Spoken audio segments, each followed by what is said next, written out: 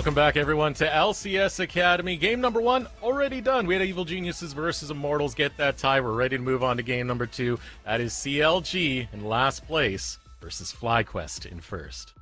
It's going to be a very big day, but we also got some important news because we got a bet coming in from our sister stream. I said I was going to bring it up, Joshi. Why you got to steal that? that? Yeah, I'm setting you up. I'm not saying what the bet was. Okay. I'm letting you do it. Come on, don't flame me like that. All right, I'm sorry. We'll keep it that way, but let's get on to the bet. Let's get on to what it's supposed to be. Okay, it's kind of an unofficial bet. Rebel Fox over on the other stream, twitch.tv/nerdstreetlol, had said that if CLG take one game, go 1-1, he will just outright shave his head. I honestly think, right, like, I was the doubter last time, right? Last time we casted CLG, they went up against Cloud9, I was like, there's no way that CLG takes a game off of Cloud9. But CLG have a couple things going for them. One, they're already out, so like there's no pressure on them. They can do kind of whatever they want. They can jockey for seeds a little bit in terms of playing the Proving Grounds the Proving Grounds qualifier, which will qualify them for Proving Grounds to play against more of the other amateur teams and something postseason, right? But they don't need to play in such a way that they have a lot of pressure on them anymore. They have already been knocked out. They had the freedom to do whatever they want. Also, their star player Tien up in the top lane is now going up against Philip, who has been kind of struggling in his lane against a lot of the Academy top laners. And that gets us to the opposite side of the rift with FlyQuest, because even though they are first place, I still feel like they have a lot to prove, because this is a LCS team that's been moved down to Academy, minus Philip. Now that we're getting into that, we can talk about Philip a little bit. It's not Licorice, it is Philip who got brought in, and he's someone who got pulled out from Radiance, which is High's North American amateur org.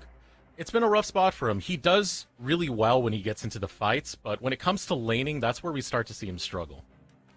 And it is an important part of the game, right? Especially going up against Tien, which has kind of been the main reason why CLG Academy has been having some success alongside Keel. When they win, it's because Tien has popped off. That said, they aren't necessarily a team that necessarily plays around the teamwork quite as much, simply because it has really been Tien trying to do his own thing. When he wins, he looks really good, and when they don't win, it's because he isn't able to really exert himself, and the rest of the map just falls apart too quickly. So, FlyQuest, with people like Jose Diota and Palfox coming down, are going to be really putting a lot of CLG's map to the test. And to be fair, even though CLG are out of playoffs contention, they still can work their way for better seeding when it comes to those circuits that they have to get through to get into Proving Grounds. And as well as that, CLG is a team that tends to be in better moods even in the face of defeat. They tend to take defeat very gracefully, take it in their stride, and just try and reevaluate, come back together, and try and find some of these surprise wins that we've been seeing, like you talked about earlier with the Cloud9 one. So, Rebel Fox, you better be ready. This could be a situation where we might have to hold you to shaving your head for this one. Luckily, it is summer, so it is the time to do it. Just make sure you get some sunscreen so you don't get the top of the head burned. But wow, this draft is already flying. 3 picks coming through. Viego for CLG, and Diana and Callista already grabbed for FlyQuest Academy. And some of the philosophy you kind of see at CLG Academy is some of these more powerful picks, the moment they get it in, they just try and build a composition around it. One of those is going to be Viego. They focus less on the counter pick and more on just having a strong comp to come into the Rift with. And that is a pretty standard way to play League of Legends, right? Like, being on the blue side, you oftentimes will want to have like, yeah, this is a good lane, let's play it. Whereas on the red side, you have to be a little bit more reactive to what your opponents are going to do, right? It's a difference between playing white and black in a game of chess. One team gets first move, and there's nothing you can really do about it. I'm wondering if we're going to see any of those spicy Sejuani picks, because I know CLG Miko kind of swears by it a lot. He loves that Sejuani when we were seeing it last week. Another pick. He's good. Yeah. Going to be Renekton locked in over on the side of FlyQuest Academy. So first round of drafts coming through. Again, we got a lot of aggression coming out. You know, the Callista does provide that early game power that spikes quite prominently. You still got the Renekton, which I used to always meme about, has the level 3 spike when he's able to get all his skills, but it's just basically champions that come online quite early. Pretty unsurprising stuff coming out from FlyQuest. If you think you are the better team, why play a long game when you can just play a fast one? So a lot of early game opportunity to really shut down people. You have a prominent stun clicker, as I've heard them called, Renekton, presses W and says, hey, you are stunned. You don't get a move for the next second and a half. So that's going to be pretty big. The Yasuo ban coming through as well, up against most likely Palafox, who would be playing that in the mid lane. And it would have the big Diana to pair with, so you have a lot of knockups, but it is already taken off the dude. So first 2 bans out, waiting for the second set of bans as we do look at the composition a little more. I do expect some sort of support ban to come out sometime soon, just choke out that pull. You can ban away the Nautilus. I know CLG don't have as much priority on taking off the map. They don't see it as like the bigger counter pick anymore. One more ban to come out, CLG Academy in their spot. I'm a little bit surprised at the bans that FlyQuest have gone for, simply because these aren't champions that Tien can necessarily carry from on his own, right? I tend to think of him as playing a lot more things like the Camille or something similar to that, which also says to me that they don't expect this Viego to be going up towards the top lane, as the Yone is also banned away. We've seen a similar style of victory coming out when you get the Diana as the Yone as when you get the Diana as Yasuo, but it does mean that FlyQuest Academy are going to be showing this set as a likely other solo laner for their roster to try and neutralize a lot of the things that CLG solo laners are going to be trying to do. I'm actually curious if it ends up in the mid lane, because Palafox, he has been very boastful about his presence in Academy. He strongly believes he's the best mid laner in Academy right now, and I remember we were figuring out that one fact about him, that his last name is actually Palafox. Which is like pretty cool in my opinion, yeah. Yeah, I'm looking through the list of mid laners in Academy, and yeah, I'm pretty sure I agree with that. Palafox is looking to be one of the strongest mid laners in Academy, with maybe a little bit of contention from like Soligo and Jojopion on really good days, and sometimes pretty. But like Palafox has been looking very strong even through the regular season for the FlyQuest LCS roster, as we do see the Sejuani come through. Shout out to Miko, as he is going to be getting his favorite pocket pick, this jungler that is going to be good in almost every situation, and RJS also going to be getting the Syndra in the middle. Yeah, so RJS on Syndra, I remember him doing pretty well with control mages. Having him on the Syndra, you also have the Varus. There's a lot of lockdown altogether on CLG Academy side of things, and I'm taking it so far with the way they're doing with this draft, because you're definitely going to need it with the engage that's coming out of FlyQuest Academy. This Echo pick would be very surprising to me if they do end up locking it in, because interesting still, right? The big thing that I'm looking at is set support has not been particularly popular outside of Senna lanes for quite a while, but it does give Dream some pretty effective tools to be aggressive in the bottom lane. And so both of these rosters opting into rather short range to really just be looking to brawl once again.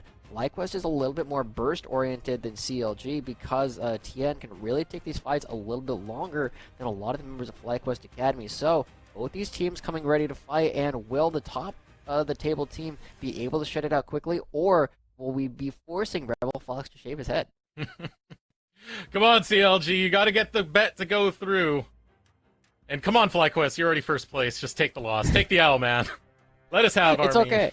Let us have it. This is something that we've been looking forward to in Academy for at least like the past 30 minutes since I found out about it. So like, really, the momentum has just been building for a long time at this point. But we're going to be hopping onto the Rift fairly soon, and I feel as much as I want to see CLG have some success, it's going to be a tough mountain to climb, considering how strong the bottom lane of FlyQuest Academy really is going to be.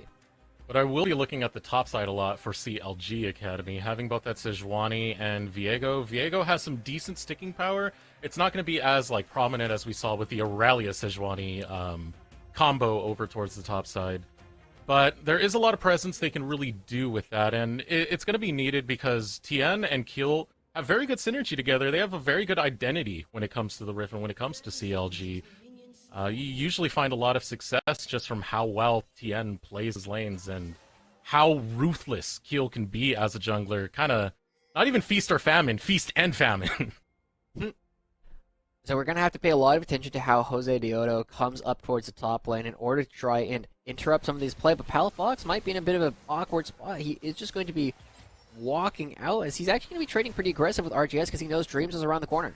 Yeah, and, you know, he doesn't really rely on spells as much as RJS does. Waiting for that Q cooldown to come in, Palafox is just going to auto away. Recall comes out of RJS, and just going to be chased away a little bit more from Palafox. Right, no flash coming in for the mid lane. CLG already off to a bit of a rough start, and Palafox stopping the back means that they are just going to be both starting this lane down a little bit of HP, but RJS a full 100 HP less than what Palafox currently has, and it is going to be leaving Keel in a situation where he's not going to be getting a leisurely game. Ooh, another fight going on in the bot end. Hooks gets a little bit too close. Dreams makes him pay. Those hooks coming in. It's always kind of scary to go against Callista. Once she does get that rend and the auto start coming in, even if you are a tanky boy, it's a good burst of damage that's just going to come right through. Well, Blade's always very strong. That's why we're seeing both Katsuri and Johnson go for it in order to get all that little burst of damage. I'm actually a little bit curious what version of Varus we're going to see play here, because there aren't true tanks on the side of FlyQuest, meaning that the poke will stick if he goes for a lethality build. We've also been seeing a couple more crit Varuses over the past couple of days, simply because when you are playing against a bunch of short-range characters, you are going to be able to auto-attack them. So you do get a lot of damage throughout the regular fight as well. The Palafox brutally attacking RGS's HP pool every time he has a chance to. It hasn't yet resulted in a large CS lead. Now, Keel and Jose Diodo going in the same direction. Going to be on that bot side jungle. You can see a lot of question mark pings coming out trying to spot out where his Jose Diodo might be. They will be meeting up towards that end, and that would be pretty bad news for Keel. Doesn't want to be anywhere near that scuttle, given how mid lane and bot lane are going right now. It's going to be a little bit tough for Keel to come down for this scuttle crab, but they seem to have a pretty good idea, as you saw all the pings saying, like, yeah, he's probably somewhere around here, but it's really hard to tell exactly where he is. So we're going to see a similar situation to what we saw with Contracts in, I believe it was game 2 of what we just saw, where he had to walk back and forth and lose a little bit of time in his farming in order to make sure that he does get one of these scuttle crabs. Ooh, a lot of trading over on the top side. The N going pretty low. Cell's priority over on the top will allow Keel to head over towards the scuttle and be able to get it safely. Jose Diodo got the bot scuttle. But, all that being said, Dreams instantly starts going for the roam. He's trying to spot out where Keel's going to be on the map, not realizing Keel's too far off. Or is he going for the tower dive onto RJS? Jose Diodo is getting closer and closer. Dreams, they're going to go straight for the tower dive now. And they're looking to take him down. Taking the long end is going to be Dreams, but he takes 2 tower shots all meanwhile. He gets really low and falls in the trade. First blood and the overall win going to FlyQuest as they're able to take a 2-for-1 top end bot. Wow, that's really important. The fact that Philip is going to be able to turn that 1v2 on its head. Jose Diodo walking towards the top side might be able to farm some of this, instead going to be walking away as Keel just going to be hiding in the alcove. So Philip doing a good job turning that around, and also in the mid lane, really cool aggressive play coming out from Dreams to just run between 2 turrets in order to force RJS up towards the river where the rest of his team is waiting. We'll get to take a look at that again rather soon, but it is a small lead already coming out for the top of the table team. Interesting little exchange here. You have the teleport coming out of TN. Philip opted into not doing it, and for the better. Keel was waiting for that teleport to come through to send him back right away after what had just happened with this top lane fight. Oh, there you go. Good play coming out from Philip. He saw Keel and was like, oh, I'm not going to be able to go that way. Let me just turn around and try and kill Tien. Is able to get the damage down rather easily because he is that level 3-4 Renekton, just has a lot of damage all at once. So is going to be getting it with the help of some minions, but now Dreams going in good flash. Oh, Dreams goes in quickly, abusing the movement speed penalty of that piercing arrow, almost takes down Katsuri in the process. That is some ruthless aggression. Okay, what more do they get from it? They are going to crash this wave and deny some CS from Katsuri. Palafox on his way down. I don't know if he's gotten spotted yet, but Heel is already on his way to the bot lane as well. Ooh, going right after it. We're going to have a lot of people showing up in this bot lane. Dreams going to use the Haymaker to get a shield, but he walks into the wandering arms of Katsuri, who will be able to grab that kill. A 1-for-1 trade thus far, but the tower is going to make that uneven because now it's a double kill going over to CLG. Katsuri getting both of those. Jose Diodo and Johnson both on the run. A little bit of hubris coming out of FlyQuest. This is kind of looking like what we saw from Cloud9 yesterday, where they were being very aggressive. They were always going for these plays, but they weren't always working out up against Golden Guardians. So I think they might need to calm down just a little bit, be a bit more judicious with some of the plays that they're going for, because they're just taking dives onto Leona when they don't need to. FlyQuest is the team at the start of today that was mathematically secured for a playoff, so maybe we are seeing exactly that. Maybe you are seeing a lot of hubris, and hubristic was definitely this play as they tried way too hard to go for it, ended up just feeding 2 kills over to Katsuri. It's interesting, right? They know that there's a ton of resistances coming out from hooks. I don't know if he has his Aftershock. Yeah, he has his Aftershock, so he's incredibly tanky throughout this entire thing. And I think the only reason why he ends up going down is because he ends up flashing on Palafox. So it is a bit of a surprise play coming out from the side of FlyQuest, and now they're just continuing the aggression. Yeah, looking to get more, the grab kill, but only take out a small chip of damage. It is going to be enough to send him back and get a little priority over this river. First strike of the game is going to be Infernal. Always great to grab that one, so starting it up will be Dreams.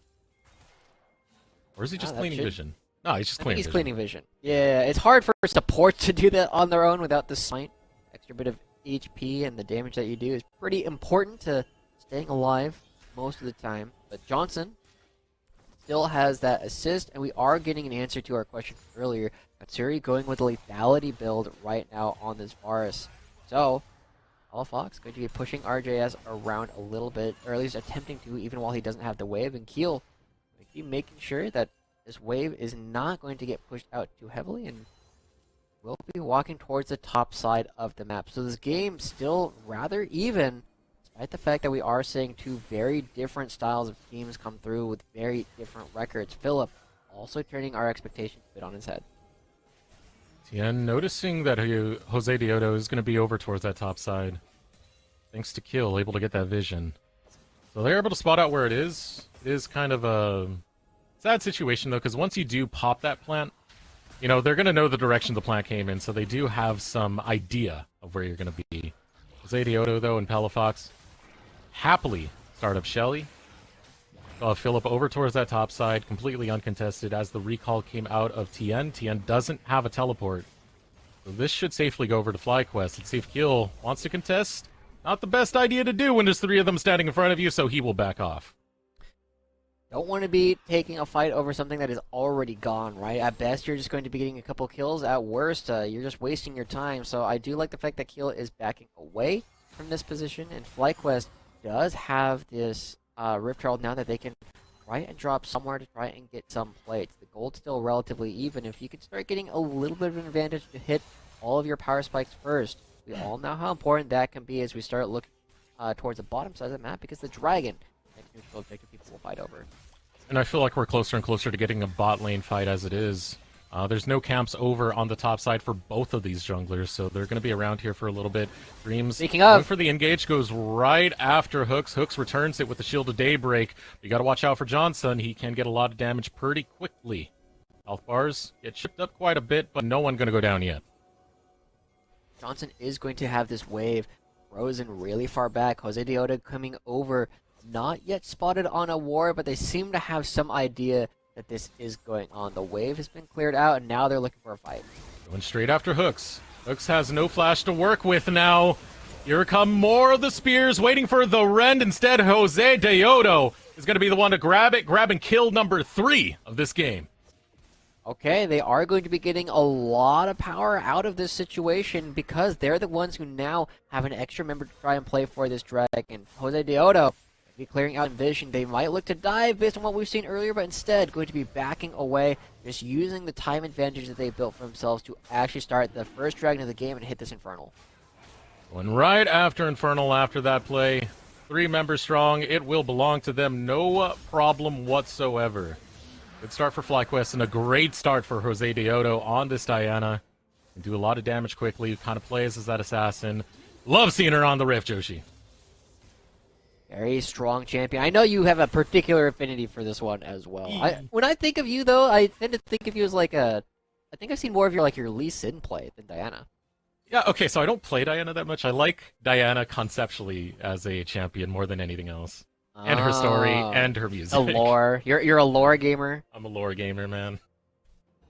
Okay, well, we'll see what more you know about Diana as the game goes on a little bit. Because we do have an opportunity right now as the we're starting to see Dreams moving up towards the top half of the map. We haven't seen as much map movement coming out from Dreams and Hooks as we saw previously. Again, getting jumped on by Philip. Philip looking to take Tien down. Tien swings back. He has backup now that Kill's showing up, but Jose Deodo is not far enough away. Looking to jump in and join the fight. Goes right after Tien. Takes a huge chunk out of his health bar. Sub 200 health remains. The stun coming out of Kill trying to defend his top laner, but Palafox is waiting on the flank. Here comes the call-in looking to take down Tien, but Tien's still alive. Ooh. Jose Deodo changes that. Kill gonna follow his top laner. 2 going down on this top side as FlyQuest starts sieging the tower.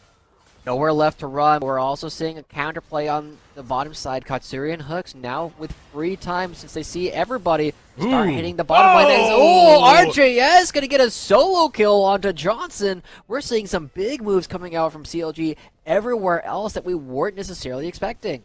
We usually meme about, like, the outplay button and Syndra and everything, but there was quite a bit of skill going into that kill, trying to predict where Johnson was going to move. A Kallista's not an easy champion to lock down, but RJS is able to do it and get that 1v1. Okay, well, now he's going to be pushed out of the lane just a little bit with 2 members. Both Jose and Palafox are going to be looking to crash this Herald. They are going to get 2 plates, so it is going to equalize the map in gold in at least the mid lane, but not necessarily going to be helping Johnson out a whole lot just because Palafox got an extra 160. Now RJS and Dream's going to meet up towards the river. It's going to be a while before another Drake does spawn. 2 minutes, 40 seconds for Ocean Drake to hit map. As we take a look at what happened over on this top side, Jose Deodo just coming in at the right time. Ultimately, yeah, Diana is a big changing factor here, but you got to pay attention to the fact that both Dreams and Palafox are on their way, and Dreams has to take a little bit of a longer path because he doesn't have ways to get over walls on his own, whereas Palafox jumps over, easy kill, click the stun, and suddenly a free kill. So just moving around the map is always a bit of a transition as we immediately transition our own eyes towards the mid lane as we see this stun coming through as Johnson trying to do something. It is so hard to dodge out when you get hit by that ultimate because you have so many orbs that you need to try and dodge, and RGS looking pretty good right now on the Syndra. CS lead up against Lucian and now finding a solo kill against the bottom lane. Hit him with the kitchen sink, did RJS. Grab that kill. Strong CS lead, as you mentioned. Going over back to the bot lane. You know, looking at the CS difference there, Katsuri is able to get quite a bit. That early game flounder that FlyQuest did set him in a pretty good situation. Okay. Jose is bottom lane again. We saw this last time, but there are flashes on CLG. Jose wants to change that. Hooks going forward, just trying to threaten. Let's get a lot of resistances back up with that W popped. I want to go for the Zenith or Daybreak just yet as Kill starts heading towards the mid lane. Jose Deodo not far behind. Those having Dreams rotate out. They're just trying to get control all over this bot side is FlyQuest. Control of the river right now, but they don't have the Scuttle Crab, so vision is still possible for the members of CLG. They have a decent idea. It's like, where are they? They aren't there. Keel, this is a little bit dangerous. You know they're all down here. You knew they were down here. Why would you stay? Over the wall, Arctic Assault doesn't matter. Johnson has your number. Take it down, Kill in his own jungle. Now you better be afraid if you're Katsuri or Hooks, because FlyQuest really headed down there. Got to be afraid if you're RJS as well. The Gator coming out from the fog of war, going right after RJS. Almost going to be turned around. RJS returning fire. Throwing down orb after orb, but here comes Jose Deodo on the back end. They're looking to get RJS. RJS will be able to make some room. Dreams not too far behind, but neither is Hooks. FlyQuest not willing to go for that exchange. The health bar is pretty low from all of FlyQuest. They're not going to be able to pick up this dragon on spawn, but will they even be able to buy it enough time to get people to reset? It looks like they're all going to be resetting, but CLG going to be respecting them and not going for the dragon themselves. So multiple mythics now coming out from the side of FlyQuest on almost everybody but the supports. And because CLG isn't trying to make a play with the time that they had during the resets, they're going to be able to come out and FlyQuest should be able to get a second dragon for themselves. Starting up the Drake. The rest of CLG, they don't want to contest it. They're going to go right after the Rift Herald. And there shouldn't be too much to really deal with here. You got to be careful if you're Palafox. Waiting in the wings is RJS. You saw what he did to Johnson. Can he repeat that to Palafox? Dreams will show up to provide some extra defense. Yeah, Philip on the top side. Scatter the Weak goes out, lands on the Dreams. Not going to have the CC, not going to have the stun. Now FlyQuest starting to go forward. Flashing over the wall is going to be Tien to be able to stay alive. FlyQuest cannot continue the pursuit, but they're happy to take that leash and pick up Rift Herald. Jose Deodo grabs it after pushing out the CLG members, and we already crashed one Herald mid lane. I think they might be looking to crash a second one here in order to make sure that they get the turret and open up the map. But this top lane turret also very low. FlyQuest looking to take dominant control of some of these bushes. This ward does get spotted, so RJS needs to be very careful. Oh, again and again and again, FlyQuest keep going for this play, and it's working now. Able to get that kill onto RJS, take him down, and open up the rift as they take down this mid lane tower. Jose Deodo also opting for the Rift Makers. He's looking to take these fights longer than you might otherwise expect. Philip, is he going to be able to find Tien? Flashing away is going to be Tien. We'll get him to safety. Pelefox not far behind. He spots him. He goes for it. He will flash forward, but Pelefox will get dropped in the process. Tien is not taking that line down. Oh, okay. Well, Pelefox being very aggressive, but not quite getting everything he wanted. Tien does get a turnaround. And Eric, I got an important question for you. Can you do your Scooby-Doo impression for me? A terrible Scooby-Doo. Why are you asking? Because you went, ooh.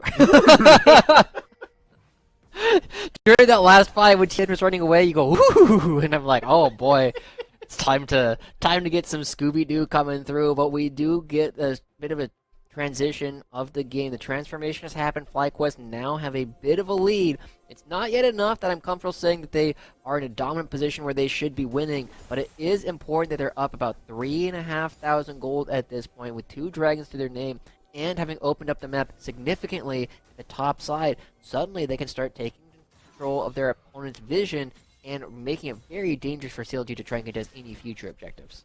You're making me self-conscious about laughing on camera now, but I loved it. What? Yeah, I'm complimenting you. Okay, thank you, Joshi. Thank you. Love you, buddy. Always love you too, brother. And going forward, FlyQuest are loving the vision. They're getting deep into the map of CLG. You can see it over on the blue side. You can see it on the red side jungle. This jungle's getting lit up. There's not many places for CLG to be able to hide or really work any tactical advantage. You're noticing that they're all in the top half of the map, but nobody's actually pushing the wave into the turret. So FlyQuest, using this time because there's nobody on CLG able to respond, are going to be able to hit this turret, crash, and deny a lot of CS. You have to pay a lot of attention to how many waves you actually need to get levels, because it starts off, a little more than a wave. After that, it starts adding 2, basically every single level after level 3. So at this point, you're looking at about like 10 waves in order to get a new level. And that's a lot when you're losing a wave and a half. That's just a lot of experience that you're giving up across the map. And if this is a consistent thing, we're going to see CLG be significantly behind in experience as well as gold. Tien trying to defend this tower, but the rotations are coming too slow out of CLG. Now Philip will catch RJS out by himself. Jose Deodo going in on the bot side, looks to find hooks, able to pull in kill as well. Here comes the RKO. Pelefox will be able to get the first kill. Philip grabs another one on the top side. FlyQuest are just mowing through CLG. It's really tough. RJS had to flash and doesn't even get away from that. Just gets jumped on by Phillips Renekton, and he's going toe-to-toe with one of the better top laners here in Academy. So I'm actually pretty impressed with the performance that we're seeing from Phillips so far today. But with the 2 kills going through, remember that we were saying they're going to start taking control of all the vision. This is the last ward in this quadrant of the map that CLG is going to be losing. Suddenly, it's so dangerous for them to go anywhere. Yeah, there's that danger right there. Jose Deodo can come out of the fog of war at any given moment and just start an assault. He'll felt it. The only reason he's not down is luckily he's playing a tank. He doesn't have to worry too much about Jose's burst damage on the front end. But it's still scary if you're anyone else like RJS, like Katsuri. Walk into the wrong quadrant of your jungle, you don't have the vision. That could be assassination right there. Katsuri had to blow all 3 of his buttons as soon as Dreams threatened him in the mid lane. You'll notice that his flash, his heal, and his ultimate are all down, and they will still be down by the time we look to potentially fight over at this next dragon. So with no summoner spells, it's going to be difficult for them. And we're seeing pings towards the Baron, right? Remember, people have been just doing this really, really quickly over the past couple of days, and it is going to be drawing CLG out from the Dragon River and instead looking towards the top side. And they're just going to be buying time for Johnson to reset, buy an item, and come back onto the map. Trying to set up something here. You do got the control ward over in the river bush, but CLG are going to push away from that Baron side and head over towards Dragon. Would be their first Dragon if they are able to pick it up, but they're very hesitant about this right now. Don't have enough vision, don't have enough whereabouts as to where FlyQuest are. This is the thing, like, why these early Baron takes are so strong is because a lot of teams are very cautious trying to hit these things. They're not just going to be hitting them to start, and FlyQuest are probably thinking to themselves, well, I was kind of expecting the Dragon to be gone about 5 seconds ago, 5-10 seconds ago, but it just goes down right now, and that tells them a lot about how much time CLG were spending not hitting the Dragon. So now FlyQuest have total control of the top side of the map, and it's around the more important objective, the upcoming Baron buff. Happy to forfeit that Dragon. Priority all over the Drake, and now to Kill. Kill! Arctic Assault gets interrupted, has to flash away to be able to survive. Where it goes down, Philip gets all the local gold. Remember, they changed that where it's worth a lot more now, so 600 gold going into Philip's pockets, and now they have even more dominant control. Hooks! Okay, does realize that he's taking damage, and they have no vision. They can't walk into any of this, and this could be an opportunity for FlyQuest to do the same thing, where they just start hitting it. Oh, there they can just fight! Over the wall! We were talking about this! Jose Dioto can come out at any given moment, and he does! Taking out 2 of CLG. This sets up prime positioning for the Baron, but CLG have a response. They go after Johnson. Johnson says no! He cleanses away, flashes away, and now it's time for Baron, if you're FlyQuest Academy. Okay, well, can Keel try and go for a steal? He has no flash, doesn't have an ultimate. It's going to be difficult for them to get in. They only have the solar flare to try and get a fight started at all. Maybe they poke with Katsuri, but look, they don't see all of the members of FlyQuest, and now they're just jumping on. Keel getting jumped on by Dreams thanks to the ultimate from Johnson. Here comes the solar flare trying to stop Dreams from going down. Starting to stop Keel from going down. He will be able to survive and get away. Pulling over the wall. Good chunk of damage onto Katsuri. Flashes over the wall. That's why Palafox said he was the best mid laner in Academy right now. He's willing to take the risk. He's willing to swing, baby. That's exactly what he's doing as he's going to take down Keel. Will he survive in the end? The answer's going to be yes, Joshi.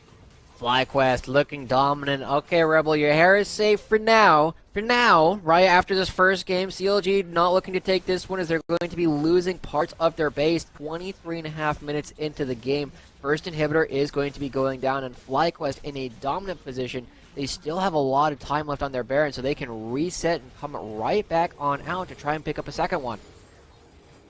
There are the recalls, there are the reset, a downed inhibitor in the mid lane. You're starting to see the pings come out from FlyQuest. Towards the top side, towards the bot side, they want those minion waves shoved in as much as possible because it's time for the stranglehold. And it all started with this, Joshi. It does. I mean, this play is so difficult. Keel can't get in, and Palafox, you said, the claim was he's the best mid laner in Academy since he came down here. And this is the kind of play that is difficult to recognize that you're able to go for it, but he's able to save the relentless pursuit to dodge away from the Arctic Assault. And honestly, that's all you need. That little bit of crowd control, that little bit of damage would have killed him, but he's able to dodge, he's able to get his own damage in, and it's ultimately not even close, baby. Looks so good. Katsuri, this is the wrong side of the map. You don't want to be alone. Flashes just in time to get away from Jose Dioto. Goes golden.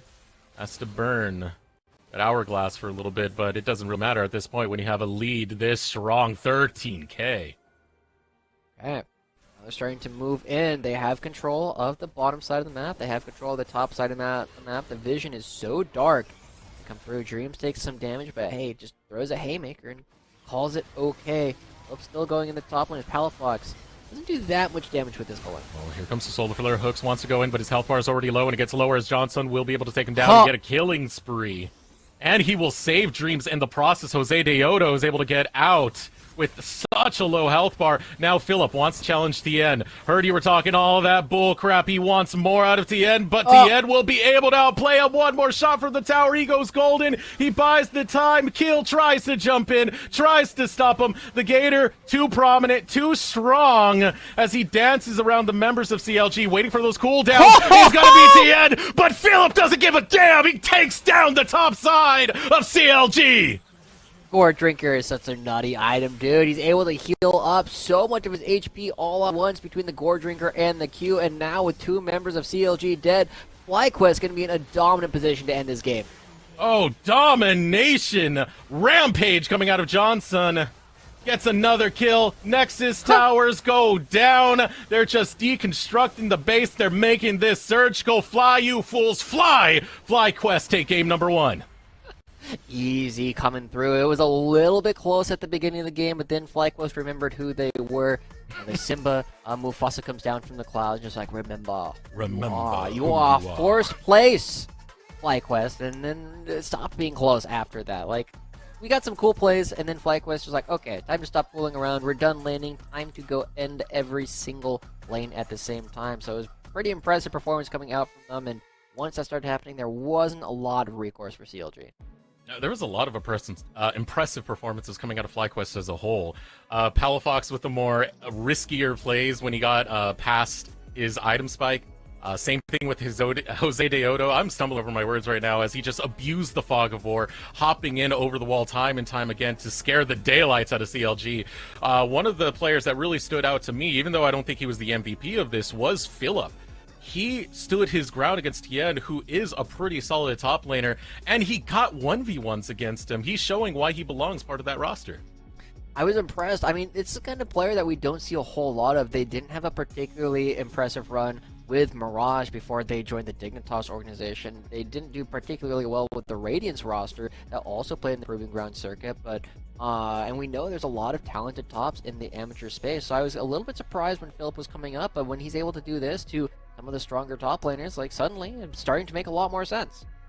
So we're going to throw it over to a short break. When we return, game number 2 is just waiting. CLG Academy versus FlyQuest Academy. We will be right back.